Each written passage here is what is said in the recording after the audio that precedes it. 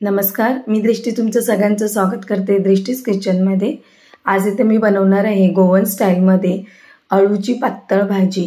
खायला खूपच मस्त लागते आणि तुम्ही बघू शकता किती छान असा कलर आणि खूप मस्त अशी झालेली आहे। आणि ह्यासाठी मी स्पेशली अळू म्हणजे गावाकडचं म्हणजे गोव्याचं अळू वापरलेलं आहे। हे गावाकडून माझ्या मम्मीने आणलेलं होतं। खूप छान असं हे अळू झालेलं होतं। हे बघा, तुम्ही बघू शकता किती कवळी पानं आहे। ही जर पानं म्हणजे एकदम एवढी कवळी आहे ना की पटकन अशी ही अळूची पातळ भाजी रेडी होते। त्यासाठी मी ही पानं स्वच्छ धुवून घेतलेली आहे। त्यानंतर आपल्याला ही सगळी पानं धुवून घेतल्यानंतर हे बघा, तुम्ही बघू शकता एकदम छोटी छोटी अशी पानं आहे। आणि अगदी छोटी पानं असली ना की अळूचं फतफत आहे ना ते लगेच असं शिजतं। त्यानंतर आपल्याला इथे अळूच्या पानाची जे दांडीकडचा भाग आहे तो कट करून घ्यायचा आहे। बघा, अशा प्रकारे अशाच पद्धतीने बाकीचे पण पानांची आपल्याला जे दांडी आहे ती कट करून घ्यायचं आहे। मग आपल्याला थोडंसं असं फोल्ड करून बारीक असं चिरून घ्यायचं। हे जास्त बारीक पण चिरायची काही गरज नाही आहे, कारण हे जे आहे ना गावाकडचं अळू आहे, अगदी फ्रेश अळू आहे, त्यामुळे हे पटकन असं शिजतं, त्यामुळे जास्त बारीक चिरायची गरज नाही। त्यानंतर इथे जी दांडी आहे ते आपण एका दांडीचे दोन भाग करून वरची जी स्किन निघते म्हणजे त्याची जे साल आहे ते आपल्याला काढून घ्यायची आहे। असे त्याचे धागे निघतात। अशाच प्रकारे आपल्याला सगळ्या दांडींची जे साल आहे किंवा वरची जे स्किन आहे ते काढून घ्यायचे। आणि दांडी देखील आपल्याला असे छोटे छोटे कट करून घ्यायचं आहे। हे देखील आपल्याला अगदी बारीक अशी चिरायची गरज नाही, हलकंसं चिरून घेतलं ना तरी इनफ आहे, कारण हे खूपच कवळं आहे। अगदी पटकन असं शिजून होतं। तुम्ही पातेल्यात शिजवू शकता किंवा पटकन जर बनवायचं असेल ना तर तुम्ही कुकरमध्ये बनवू शकता। आणि आज इथे मी पटकन असं बनवून दाखवणार म्हणजे झटपट असं ऑथेंटिक टेस्ट येते अळूची। आणि त्यासाठी मी हे सगळं अळू चिरून घेतलेलं आणि एका कुकरमध्ये घालून घेतलेलं आहे। त्याचसोबत आपल्याला ह्याच्यामध्ये अजून काही वस्तू घालायची आहे बॉईल करताना म्हणजे कुकरच्या शिट्टी काढताना। इथे मी घातलेले आहे 1 वाटी मी इथे हिरवे वाटाणे भिजत ठेवलेले होते। एक 5-6 तास भिजवू शकता किंवा ओव्हरनाईट तुम्ही हे भिजवून ठेवू शकता।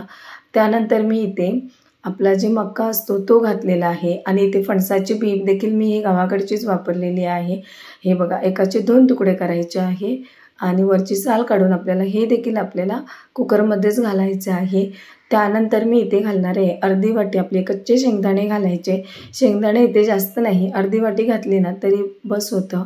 मग आपल्याला ह्याच्यामध्ये एक उभा बारीक असा चिरून कांदा घालायचा आहे। कांदा घालणं खूप गरजेचं आहे, त्याने जे टेस्ट आहे ना अगदी म्हणजे अगदी ऑथेंटिक टेस्ट येते, कारण शिजताना जर हा कांदा घातला ना त्याचा फ्लेवर मस्त असा लागतो। त्यानंतर अगदी थोडंसं मीठ घातलेलं आहे म्हणजे एक अर्धा चमचाभर मीठ घालायचं आहे। 1-2 ग्लास इथे पाणी घालायचं आहे आणि आपल्याला हे कुकरच्या 2 शिट्ट्याच काढून घ्यायचे आहे, कारण हे अगदी कवळं आहे ते पटकन शिजून होतं। त्यानंतर ह्यासाठी आपल्याला कुकर होईपर्यंत वाटण रेडी करायचं आहे। 1-2 चमचे तेल गरम करायचं कढईमध्ये। एक कांदा बारीक असा चिरून तेलामध्ये परतून घ्यायचा आहे। कांदा अगदी लालसर होईपर्यंत आपल्याला परतून घ्यायचं आहे। त्यानंतर आपल्याला ह्याच्यामध्ये सुकं खोबरं किंवा तुम्ही ओलं खोबरं घालू शकता। इथे तुम्ही ओलं खोबरं घातलं तर अजून चांगली टेस्ट येते, पण इथे माझ्याकडे ओलं खोबरं अवेलेबल नव्हतं म्हणून मी सुकंच खोबरं घातलेलं आहे। आणि सुकं खोबरं घालून देखील व्यवस्थित असं आपल्याला म्हणजे खोबरं भाजेपर्यंत आपल्याला हे तव्यावर कढईमध्ये परतवत राहायचं आहे, हलकासा गोल्डन कलर येईपर्यंत। आणि थंड झाला की आपल्याला हे मिक्सरला लावून घ्यायचं आहे। मिक्सरला लावताना आपल्याला इथे अगदी 2-4 मिरच्या घालायच्या हिरव्या, थोड्याशा लसूण घालायचं आहे, थोडासा आल्याचा तुकडा घालायचा आहे आणि थोडीशी कोथिंबीर घालायची आहे।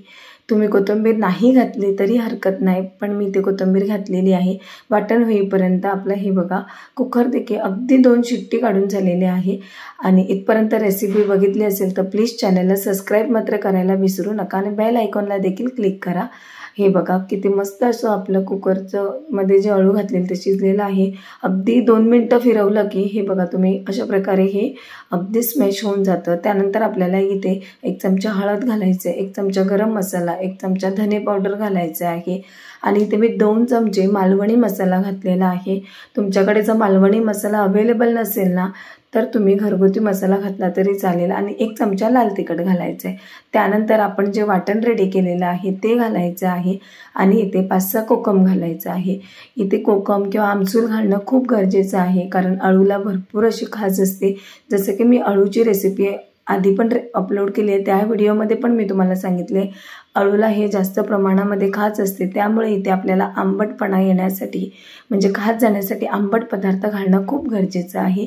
आणि ते म्हणजे टोमॅटो घालून काय ह्याचा खाज नाही जात, त्यामुळे आपल्याला आमसूल किंवा कोकमच घालायचं आहे आणि कंटिन्यू आपल्याला हे वाटण वगैरे घालून थोडंसं पाणी गरजेनुसार जर लागलं तर घालायचं आहे आणि फिरवून मस्त अशी 10-15 मिनटं चांगलं हे अळू शिजायला द्यायचं आहे। बघा तुम्ही बघू शकता किती छान असं अळू झालेलं आहे।